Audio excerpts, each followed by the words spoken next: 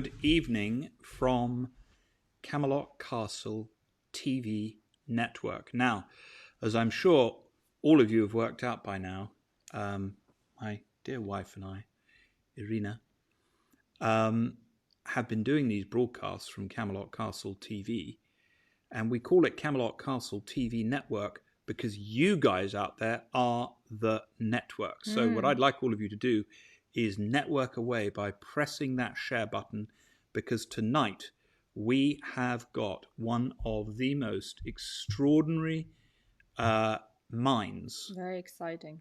Very exciting, isn't it? I mean, we called him up the other night and we were literally going to say, well, we'd just done a broadcast. We thought, well, we're just going to say hello for 10 minutes, have a little chat. And we called him at 11:30, and I don't think we got off the phone. What time did we get off the phone, Donnie? 3 a.m. or something, I don't know. It was like About 3 a.m. 3 a.m. He is, frankly, a remarkable individual. I'm going to give you a little bit of a trailer here, just to give you an idea as to who this man is. And this is Robert David Steele in action.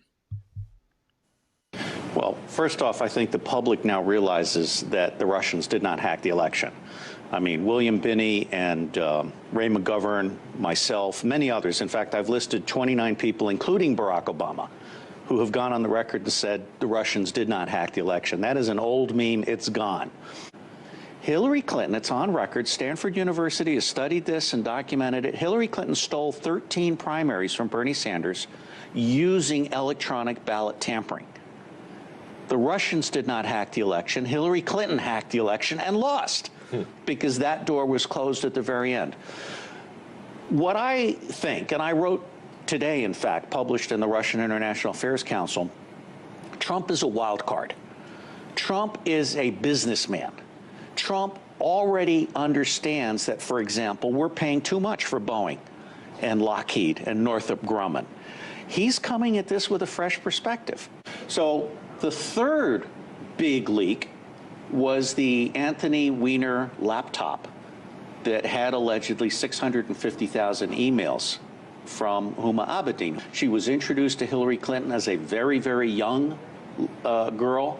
Hillary Clinton fell in love with her and has been with Hillary Clinton ever since. Those emails, although the FBI sequestered that computer very quickly, they were enough to make the New York Police Department very angry, because they had explicit proof of Hillary Clinton sending classified information back to IP addresses in Saudi Arabia and Qatar. They had explicit proof of Hillary Clinton with pay to play. I mean, Hillary Clinton sold Syria and Yemen to Saudi Arabia, and John Brennan has been her executive agent for essentially doing regime change in Syria and further destabilizing Yemen. I mean, really, Brennan should be in an international court under indictment for being a war criminal. If you want to play war criminal, let's start with John Brennan. The drone assassination program by CIA is killing thousands, 98% of whom are known to not be on any list. They're women and children and innocent old men. So I believe Trump has enormous potential here.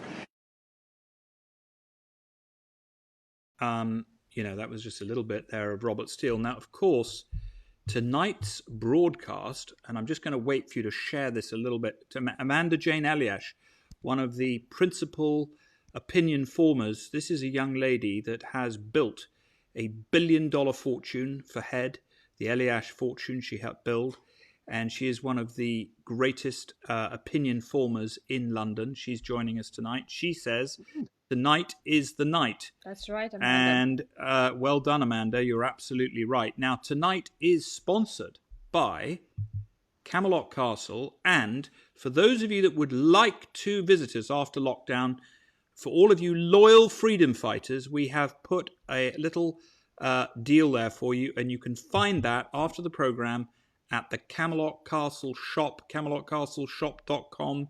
You can get all of your truth-seeking souvenirs there. And I'll put that up again at the end of the program. But please do share this. Now, we've got people on board. If you could just let us know where you are from, that would be fantastic. Leilani Dowding is with us. Leilani is actually going to be on here on Tuesday night. She is not only one of Britain's most beautiful supermodels. She is also a freedom fighter in her own right. She's been accused of being a conspiracy theorist, but you're going to have to decide. That should be a compliment these days. Well, I think we're all conspiracy theorists now, to be absolutely honest. Listen, I'm going to tell you a little bit about Robert before I bring him on. Robert David Steele was born in the USA in 1952 and spent his formative years all over the world as the son of an oil engineer, including 4 years in Vietnam from 1963 to 1967. He's earned multiple degrees, including graduate degrees in international relations in public administration. He is a distinguished graduate of the Naval War College. He has been a Marine Corps infantry and intelligence officer, as well as adjutant to the battalion, regimental and division levels, leaving the Marine Corps to become a CIA spy, serving 3 clandestine tours overseas and 3 tours in Washington.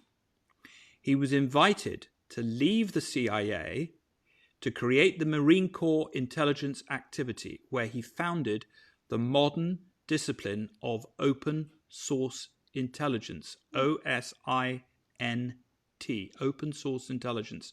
Since 1993, he's been a small business CEO and the chief proponent for intelligence and governance reform, and more recently, election reform.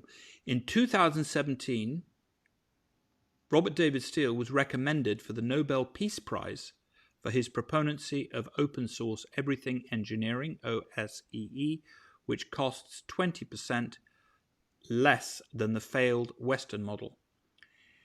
He is, in passing, a top non-fiction book reviewer with over 2,000 reviews. Christ, I thought I was a bookworm. 2,000 reviews posted across 98 categories of reading. You can read all about him at robertdavidsteele.com. Let me welcome to Camelot Castle, Robert. Robert, you are... Good evening, Robert. Live from Camelot Castle, and we are joined here by some of the noblest souls on the planet. What can I say? It is an absolute honor to have you here. You are with friends. I try to describe what it is that you do, and basically you are an ex-spy as far as I can work out. You're probably the equivalent of sort of the American James Bond type of a character, really. You're that type of a character, but there we go.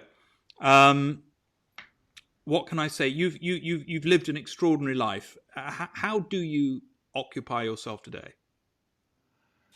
Well, thank you. That's a breathtaking interview. I've never had such a good interview. A good introduction. I spend my time thinking. And I must say, of the 2,000 reviews, that's just the books that I reviewed. There's another 3,000 that I set aside and did not review. I spend my time thinking about how to make America great again. And I'm very conscious of the fact that you have been a friend to our president when he needed friends. So it's an honor for me to be interviewed by you. The bottom line for me is that I believe that our president is not getting the intelligence that he deserves. And I believe that the media is feeding lies to the public. So one of the things I've been spending a lot of my time on is thinking about how to create an open source agency, Web 3.0, and essentially the trifecta of a truth channel, 100% of all of our citizens engaged in democracy, and made in America. And I have only one correction to the introduction that you made. Open source everything engineering costs 20% or less than the 100% in Western economics, which is 50% waste and 90% profit for the banks and their owners.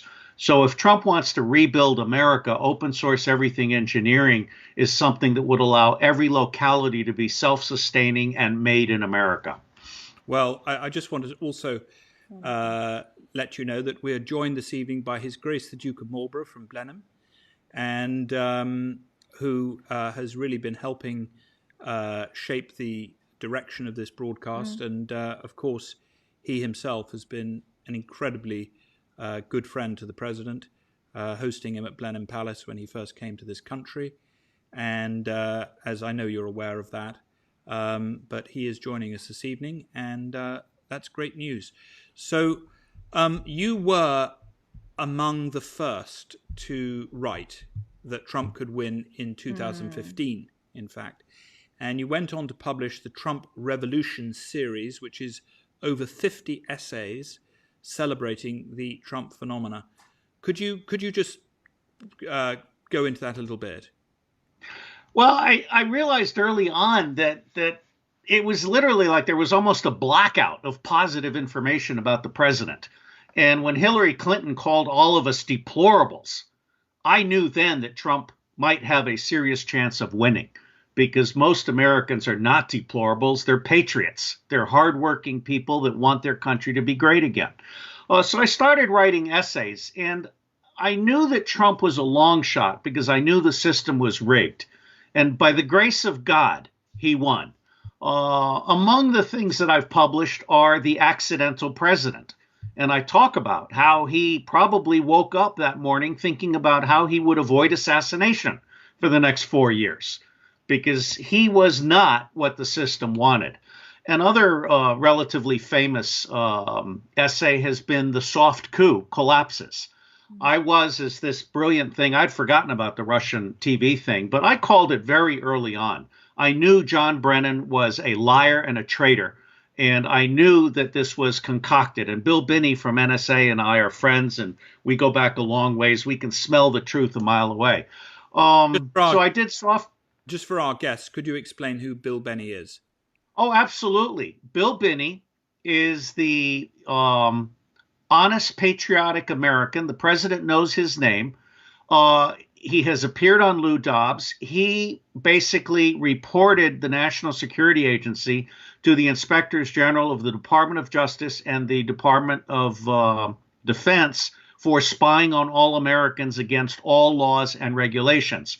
For his troubles, the FBI crashed into his home and pointed a gun at his head when he was in the shower.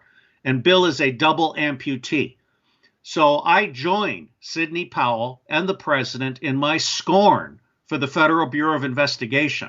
Some good people trapped in a bad system, but by and large, the FBI has been completely out of control, and under the Obama administration was weaponized against truth tellers. Bill Binney is not only a truth teller, he's also the man, and we've had this discussion, who can pull out of the NSA databases all of the information identifying by name every American traitor, every American elite pedophile, and every American white-collar criminal on Wall Street. Well, that is a very, very outstanding claim, and that is extraordinary. Now, we do actually have a friend in common, Robert, which is Ben Garrison, who is America's most loved patriotic.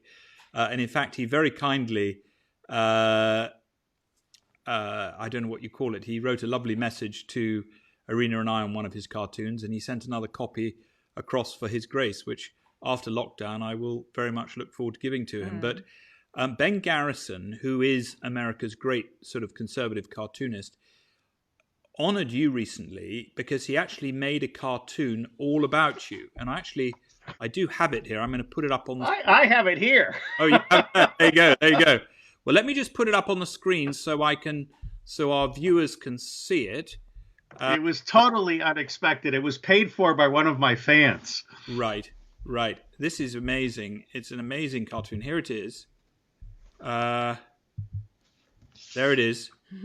So this basically shows you, I've got it on the screen now, and this is you basically, it's obviously a play on Don Quixote of you sort of tilting windmills, but there are four things that you're basically having a go at: 9/11 lies, internet censorship, election rigging, Wall Street corruption, and of course pedophilia and Satanism, which, as we are discovering, is something that people are talking about more and more, and more and more arrests are going to be made.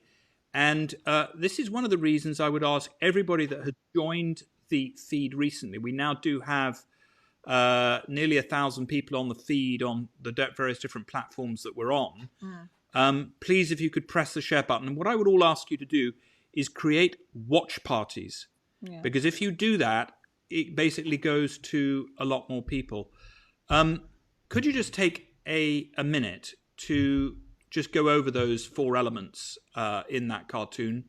And what can you tell us about that? Because I think that sort of sums up where you're at the moment, and why we felt it was important for you to come on tonight. It does. And let me point out that politicized security agencies betraying the president of the United States are down at the bottom of the windmill. Now, the difference between me and Don Quixote, and I was very pleased that Ben Garrison, who's a fantastic person, I know him and his wife and Tina. I've interviewed them. I think you would really have a great time interviewing them about their cartoon series. He got the Marine Corps sword right. And he also got the fact that I'm not Don Quixote because I'm backed up by Rangers with fixed bayonets. Mm-hmm. This is not a Don Quixote tilting at the windmill. This is Robert Steele in front of a battalion of Army majors with fixed bayonets. The president cannot lose his battle against the deep state. I'm a pawn in this larger battle of the president versus the deep state, but he cannot lose. So that's the only thing I would say about that. Now, on these 4 things, I coined the term hashtag Google Gestapo. And I'm very concerned because I was speaking with Roger Stone and others about how conservatives were being deplatformed long before this came to the president's attention. The internet stole, or Google is on record as having manipulated 3 to 6 million votes in the 2016 election. They are on record as saying they want to manipulate 11 to 15 million votes in the election. It's not possible now to get the truth from the internet. In fact, this whole COVID-19 thing, all of the doctors, including Dr. Ron Paul, one of my favorites, were being censored by the internet when they were saying, listen, this is just a variation of the flu. You don't wreck a $20 trillion economy over the flu. Now, there are some good things that have come out of this. The president has, I think, pivoted. He's done a great job of leveraging this whole thing in order to, for example, smash regulations. He has used this to kill the federal bureaucracy and to get rid of regulations that allow small businesses to come back. There's a lot more to be done. We need a Web 3.0. We need a presidential truth channel with a Trump studio. It has to be two-way. We need to be able to educate all Americans on everything without having the leftist media basically channel falsehoods, to include in California, they're requiring children to learn 40 different forms of perversion as part of their so-called sexual education. So the country's out of control.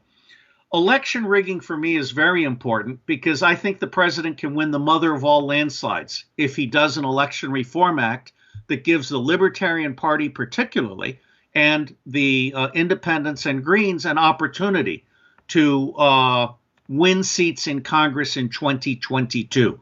That's the deal. We will open Congress up to everybody else. Let's have a landslide now. 9/11 lies we can talk about if you wish. For me, my latest challenge is Wall Street corruption, and there's a really good reason for that.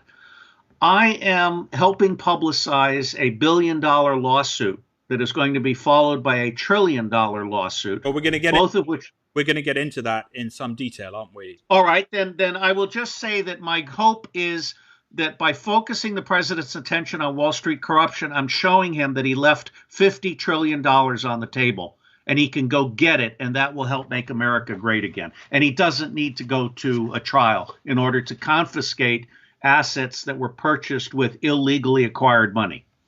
Yes, this is going to be very interesting because I think that's an area that when we spoke about that last night, it was 2 nights ago, I mean, Irina and I could barely sleep. And you opened our minds to something. Now, for those of you that have just joined the show, and thank you so much to everybody. We're also joined by Christina Estrada, who is Hi, Christina.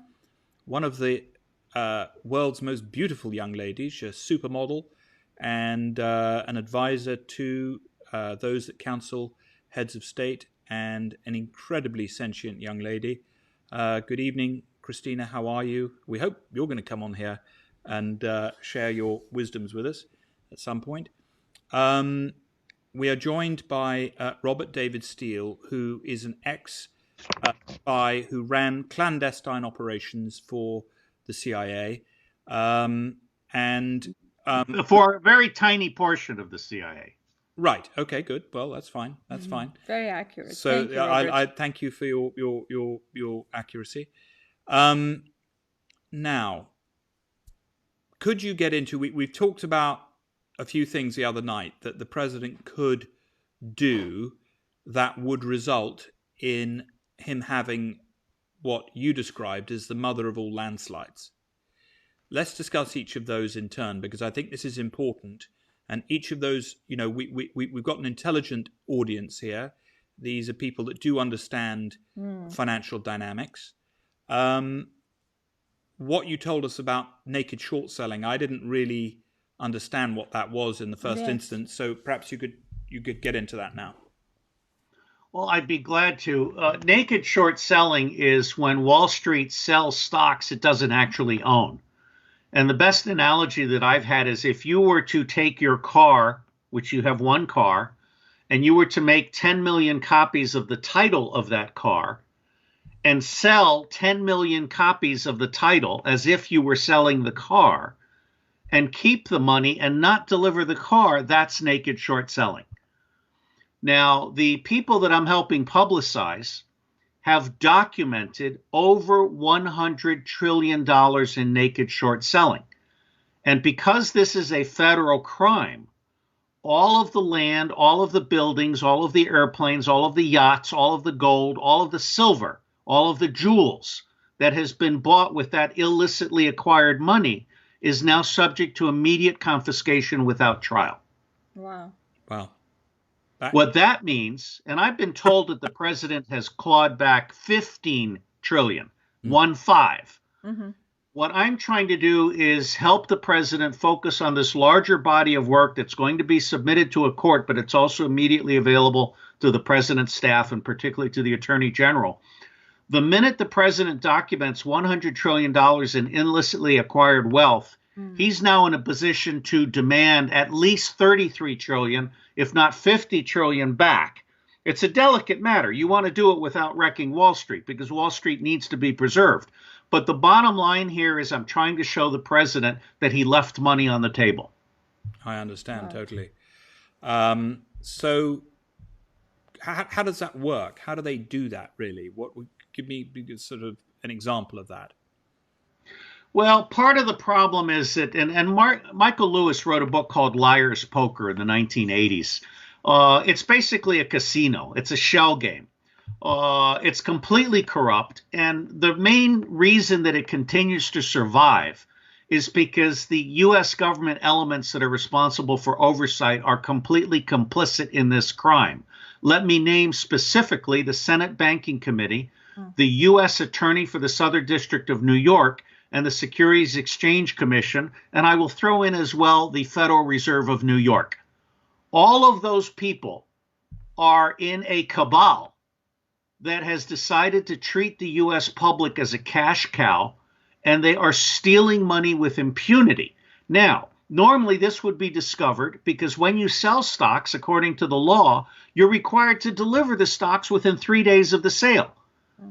This is not happening. It's being covered up by something called the Depository Trust and Clearing Corporation, the DTCC. And I've recently done a small video that's gone viral in which I talk about how the DTCC is covering up $100 trillion in naked short selling that the president is in a position to immediately audit, document, and then go after that, everything acquired with that illicitly earned money. Do you think that there was some illegal short selling that occurred when the market crashed over the coronavirus? Oh, that's a brilliant question. Yes. As soon as I became aware of the Wuhan thing, I published an article and I have done analyses. I have said that it did not escape from the lab, that it was a deliberate bioengineered drop. There were also deliberate bioengineered drops in Qom in Iran and in Milan in Italy. And I said, furthermore, this virus is not going to wreck the global economy. What is going to wreck the global economy is the mass media campaign of fear-mongering, which is covering up insider trading. And I did not say which is clearing its shorts, but Goldman Sachs and others have been making some very bad bets. And one of the things they did not anticipate was President Trump being able to resist the drums of war. President Trump has not gone to war, God bless him.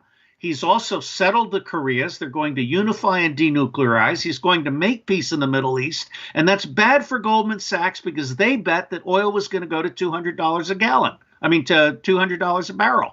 So yes, insider trading and the mass media complicity with insider trading is a huge part about this whole global economic wreckage.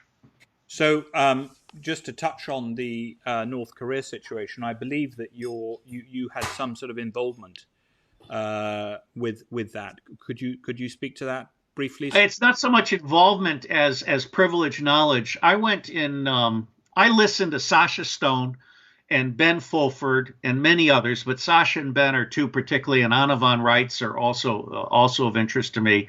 And I'm very interested in the whole Nasara Gassara thing, the whole global currency reset and the reboot and making everything right. I'm absolutely convinced that President Trump and General Secretary Xi Jinping of China and Vladimir Putin of Russia are all on the same page. And they know stuff that even the secretaries of state don't understand. I want to just make that clear. So from your point of view, President Xi, President Putin, and President Trump are white hats. Yes, absolutely, without question. That is our opinion as well. And I know it's the opinion of many of the people that are watching. Could you illuminate as to why you think that? Well, let me finish the story on the Koreas, and then I'll come back to that. I went to Japan to meet Ben Fulford because, like most of us, including myself, he's 80% really interesting and sometimes 20% really crazy. And when I say crazy, it's like when I was talking about pedophilia 6 years ago, everybody thought I was crazy. Now I'm sponsoring a book on pedophilia and empire, Satan, sodomy, and the deep state. It's in 34 chapters. Every chapter has hundreds of linked endnotes. It's no longer an issue. And by the way, you said conspiracy theorist. Did you know that CIA invented the term conspiracy theorist in the 1960s in order to diminish the people who were challenging the Warren Commission report, which was a pack of lies? So to be labeled a conspiracy theorist is to be labeled someone who is telling the truth that makes the deep state uncomfortable. Now, when I went to meet Ben, he introduced me to all kinds of people, including the heads of the Japanese crime families and a Japanese princess who was the royal family's liaison to North Korea. And she is the one that told me that the deal had been cut, that the Koreas were going to unite and denuclearize, and once they did, the Americans would pull their military out. Now, my perception is that General Secretary Xi Jinping is actually the one who made that happen, but Donald Trump was the closer. He's the man who said, yes, I agree. And that's a very important role to play. That's been our observation. As you know, I think I mentioned, we received a delegation here from North Korea at Camelot Castle, and this was the exact concept that we all agreed was correct. And it's a win-win. I mean, North Korea has lots of cheap labor. South Korea has lots of technology and innovation. Everybody wins. And China is also creating a whole new Manchurian economic zone that's going to be quite fascinating, that will eventually end up trading with the Koreas and Japan. And that's going to become a whole new second world at some point in time. The Chinese are wicked smart. And there are two books that I recommend by my friend Parag Khanna. One is called Connectography, and the other is The Future is Asian. And I like to point out to people, as he does, that Russia is 80% Asian. Okay, when you think about Russia, which stretches across 11 time zones, it's 80% Asian. So I think President Trump also has the same relationship with Vladimir Putin for the Middle East and Central Asia and so forth. And I will tell you, I have been talking to the Iranians. I think Trump met secretly with Rouhani when they were together at the United Nations. And I believe that the supreme leader of Iran, when he said some very nice things about protecting all people of faith, was in fact setting the stage for peace in the Middle East at some point. There's no question in my mind, but that President Trump is a change agent in a most positive sense everywhere in the world. Well, funnily enough, you say that in the presence of His Grace the Duke of Marlborough, because this is one of the things that His Grace has been pushing very, very hard indeed. And one of his favourite lines is, "We'll give peace a chance." And I know that what we observed is that the president is a peacemaker. Somebody just had a question here. What is a white hat? My understanding of what a white hat is, it's a good guy, somebody with benign intentions towards mankind. And a black hat would be somebody with suppressive intentions towards mankind, or evil intentions. And white hats do good things and black hats do bad things. And then you have grey hats probably that sit on the fence until they realize that there is no fence.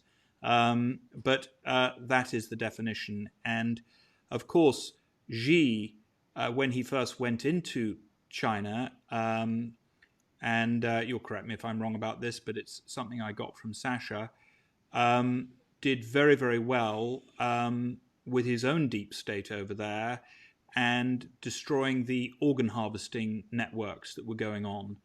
And he went up against his own deep state. So, of course, the deep state is a global mechanism that we are all in the process, and everybody in here. That's why I have to say it's so important that you share this communication, because every time you share this truth, we have on here, by the way, Robert David Steele coming on here tonight is taking his life into his own hands.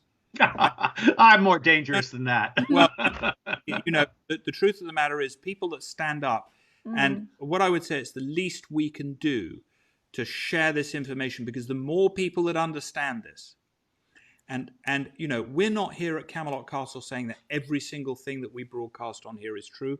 What we're saying is King Arthur said the table is round for a reason. We're here to share ideas. It's up to you if you believe what you're hearing at Camelot Castle TV. This is what we call a buyer beware broadcast, and it's entirely up to you what you accept as true, because we expect you to have the human responsibility of being able to think for yourself. But I do think that Xi is a white hat, and I do think that, and we certainly feel very warm towards President Putin. And of course, Rina, you have your own insights into President Putin, don't you? I think he's been fighting the same battle for a very long time, and it's not been really understood in the West. And I'm really thankful for people like yourself, Robert, for bringing it up to everyone's attention. I think it's very important to know who your allies are. Let me make 2 points on that, Irina, because I think it's very important to understand that President Putin, by many accounts, was put into power by the oligarchs who thought they would control him, and he turned around and cut off their hands. And so he is now Mother Russia. And so he is fighting for Russia. I believe Donald Trump, to some extent, was put into power by people who thought they could control him. And now they're understanding that he's a force of nature. And I loved this show that he just did with this Atkinson lady about how he thinks he can take the deep state. That's absolutely correct. Another point I want to make is that the deep state controls everything you're told. It controls the academy. It controls the media. It controls gossip. It controls social media. And one of the problems that we're having, which I don't think the president has yet gotten a grip on, is the fact that most people cannot get the truth from anywhere.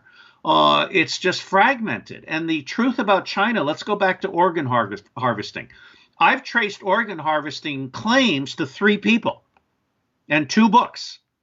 And as a result, I feel like this was a CIA-funded or MI6-funded disinformation campaign to undermine China. I also like to point out, I've reviewed a book by Matt Taibbi called Hate Inc.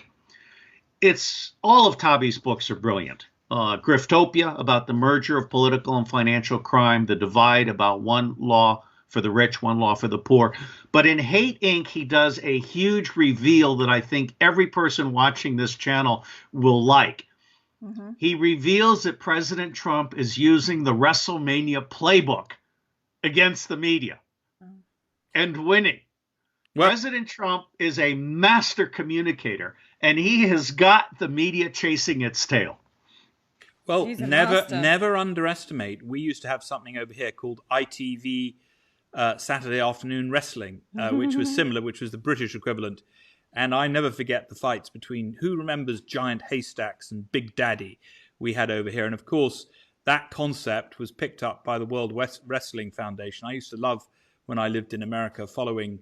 And of course, it is theatre, but there is also huge amounts of money involved in WrestleMania and huge stars.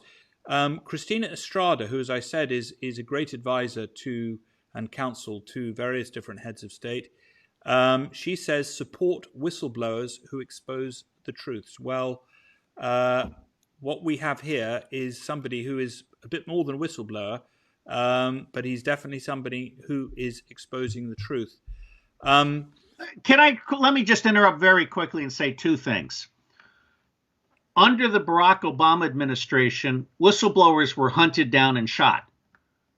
Okay, William Binney is one of America's greatest whistleblowers on the NSA, and he was actually assaulted in his shower. He's a double amputee. Two morons from the FBI came in and pointed their guns at his head while he was in the shower. This is totally unprofessional and unnecessary misbehavior. And I joke with Bill that he wasn't important enough for CNN to be called, as they did with Roger Stone. In fact, with Roger Stone, they even had an amphibious unit just in case Roger tried to jump into the canal and swim away. I cannot overstate the decrepitude of the FBI.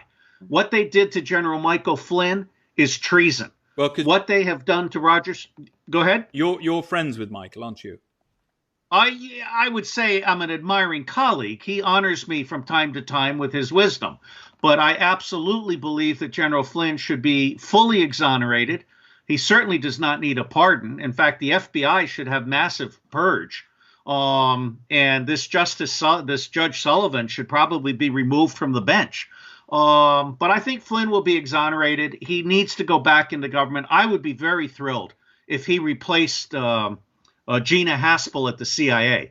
Gina Haspel was chief of station London for John Brennan. Gina Haspel was one of the three top people managing the Steele dossier. No relation between me and Christopher Steele. Gina Haspel was one of the three top people seeking to undermine the president of the United States with the Russian witch hunt. Somebody has asked a question here. She says, I would like to understand about President Xi and how is he seen that he is a white hat? Where can I find out more about this? That's a difficult question to answer, in part because everything that you're seeing is theater. For example, I would speculate that right before President Trump says something negative about China, he and Xi have had a conversation about how they're going to play it out. This is why I mentioned the WrestleMania book. I cannot second guess the president, but I can say with assurance that there are only three people on this planet that understand the complexities of the world that are dealt with daily by President Trump. And apart from himself, the other two are Xi Jinping, General Secretary in China, and Vladimir Putin in Russia. Everybody else is an ant.